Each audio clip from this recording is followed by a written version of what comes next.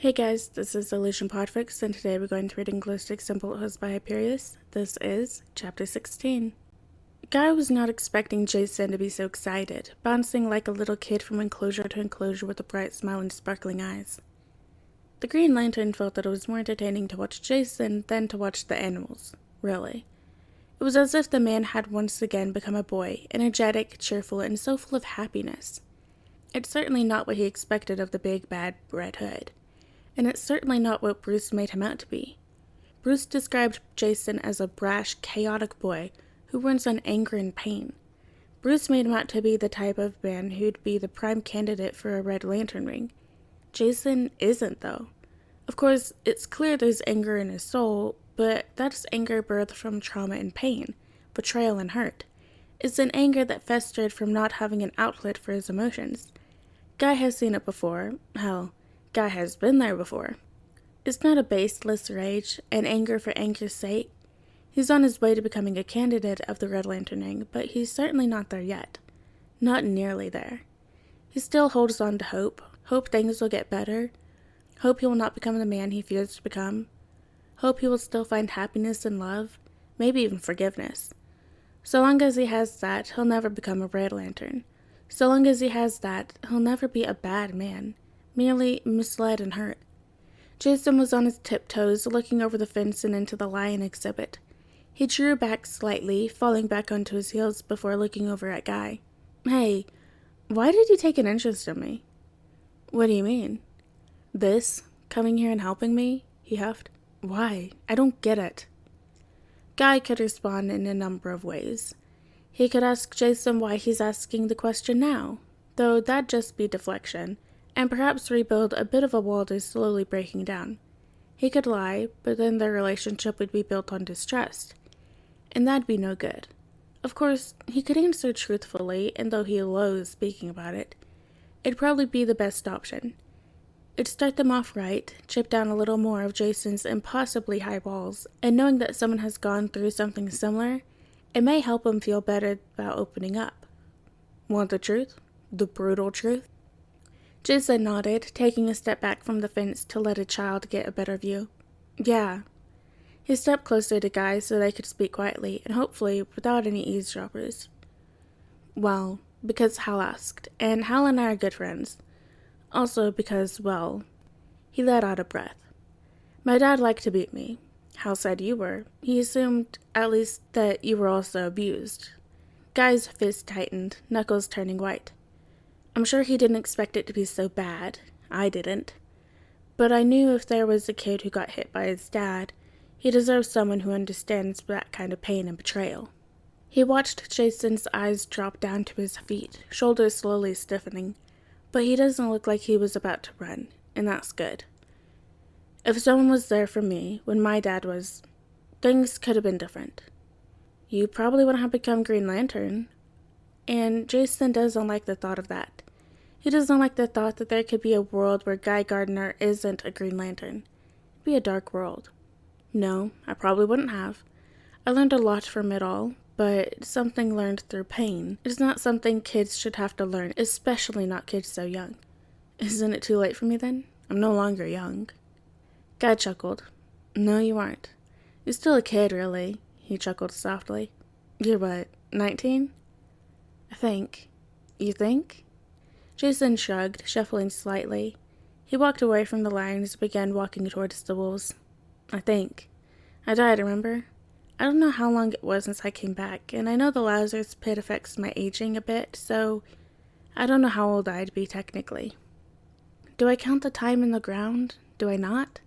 Since I age a bit slower now, do I not count the years the same? Jason huffed. Shit's fucked. Shit is. And isn't that terrible? To be a child, a true child, and not even have the security or knowledge of your own age. It didn't seem like much. It's certainly something most people take for granted. Most people wouldn't even be able to imagine the distress of not knowing their own age. Of not knowing how old they are, how many years they have been alive, and how many years they have left. Guy couldn't imagine. How old do you want to be? What? How old do you want to be? Jason paused. 19. It's the one I've been telling people. Okay, but is it the one you want to be? There was a silence, and Jason let out a shaky breath.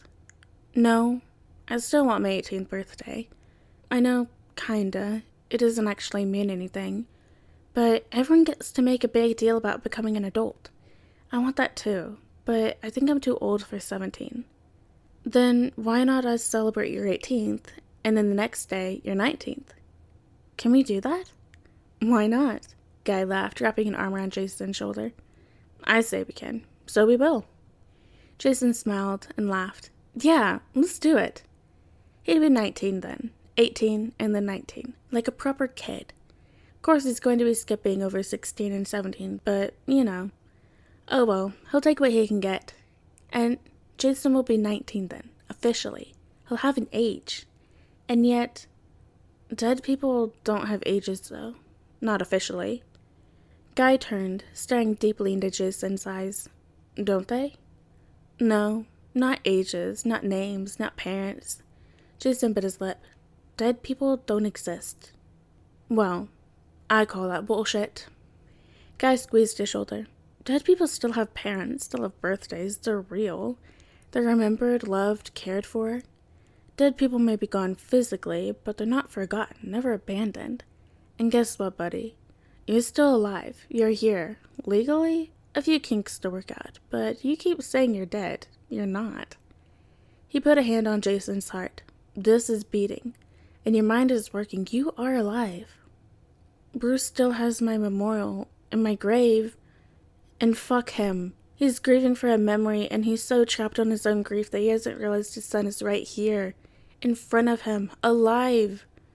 Just because Bruce can't move on doesn't mean you shouldn't. Jason swallowed, letting his words sink into his skin. He really has been living for Bruce for so long, hasn't he? He was living for his father, for his love, for his pride, for his acceptance. If Bruce can't move on, then how could he? But he could, couldn't he? He doesn't need to live for Bruce with him, because of him. He doesn't need to be trapped in whatever hell he is. He can live his own life. For once, he can live for himself. I'd like that. He smiled. I'd like to be alive. I'd like to feel alive. Then I'll help. As will Hal. You know that, right? We'll make sure you learn to live again. They will. He'll make sure. Even if that means making Jason alive again, legally. It seems it's quite important for Jason. And if it's important to Jason, it's important for him. Knocking echoed through the mansion, loud and commanding. The butler let out a sigh, setting down his platter and striding to the door with purposeful steps. He pulled the door open, pausing when he saw who was on the other side. Mr. Allen? Barry smiled brightly, waving, Hi, can I come in? Certainly. The butler stepped aside. Master Bruce is not currently home. I know. Barry stepped in, looking around the large house. No matter how many times he's been here, he'll never get used to it. The wealth, the artifacts, the space. It's all so pointlessly beautiful. I'm here to see Dick.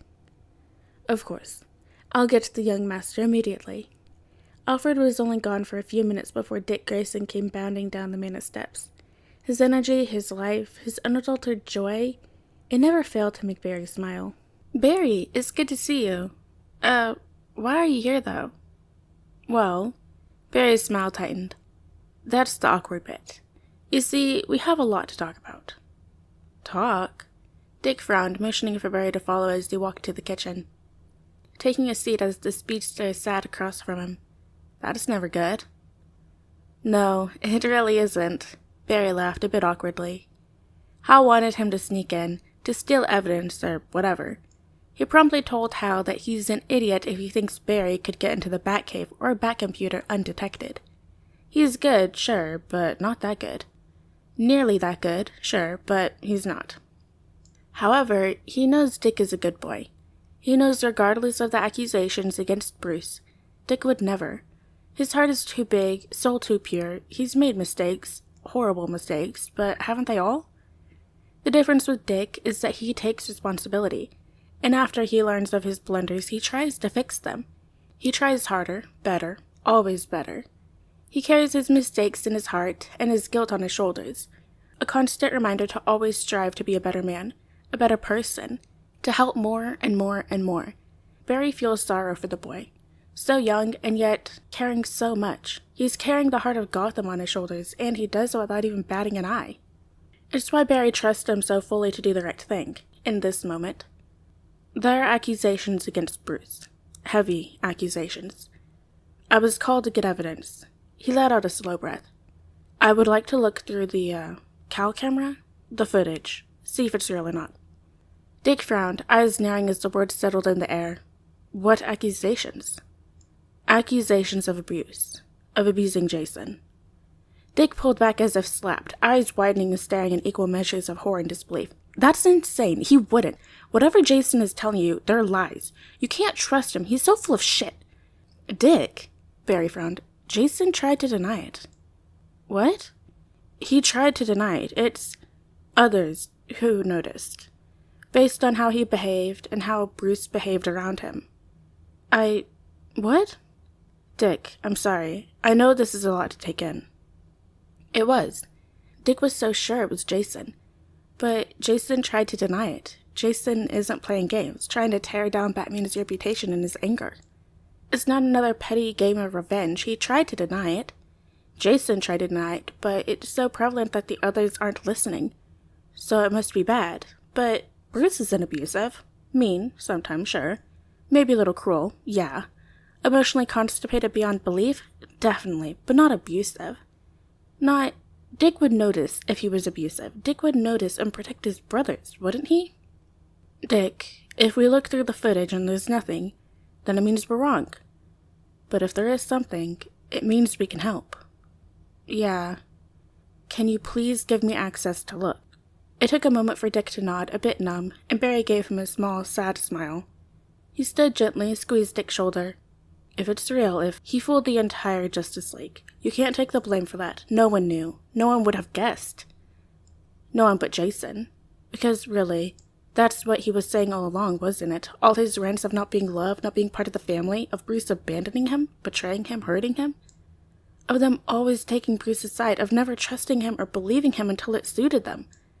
Of them using him, exploiting him, making him run circles to even be given a sideways glance. Jason was crying for help the whole time, and they never once listened, and even if Bruce really isn't abusive, he is neglected enough, or mean enough to Jason it made the heroes concerned, so Jason was never lying, never being dramatic. Even if there's no hard proof, it's there enough. He's valid, he's always been valid, but Dick didn't care. Dick let his biases of the man of his brother get the best of him never again. If his brother is hurting, he's going to help him. Dick stood on trembling legs, but his resolve held firm. Follow me. Look, the penguins! Jason grinned brightly, pressed against the glass of the enclosure as if he was 4. Guy found it charming and couldn't help the way his heart softened staring at the boy. Sure, Jason claims he's too young to be 17, but Guy isn't so sure. He looks older, easily in his early 20s, but Guy shares a mix of trauma and abuse. The shit he's seen and been forced to do has added years onto his looks. Guy came up beside him, setting a hand on his shoulder as he looked through the glass, watching the little flightless birds swim and fumble, so clumsy on land and graceful beneath the waves. He feels there should be a metaphor there. Why don't we get you a penguin hat? Jason snorted, eyes shining and smile bright, when he turned back to face Guy. That'd be dumb. Probably. Still fun. I'd look dumb. Guy's grin widened. That's the fun part. Jason took a jab at his shoulder, but the lantern easily dodged, chuckling softly as he stepped around Jason and stopped at his other side, capturing the boy in a not-so-surprising hug. Please, for me. Jason huffed, struggling, sagged, and then rolled his eyes. What's with the green lanterns in horrible fashion? It's part of the criteria to get the ring. Now stop deflecting. Penguin hat? Only if you get a matching one. Deal. He watched Jason try to pout, try to throw a little temper tantrum at being forced to wear such a ridiculous hat. But he could also see the way Jason loved the cap. He could see the way Jason soaked in the attention, the affection, and the way he was so proud of wearing something that matched Guy, his friend, a true friend who loved him. He saw the way Jason looked around, small smile and eyes bright when people noticed the two of them match, and made the connection of their close relationship. He loved that people knew, people saw him as loved. It's the little things, really, that heal people. Little things that make people feel better and loved. Guy's just glad he could partake in Jason's healing and his love. Alright guys, that is the end of chapter 16 of Glowsticks and Bullet Holes by Hyperius. I hope you guys liked it, and I'll see you next chapter.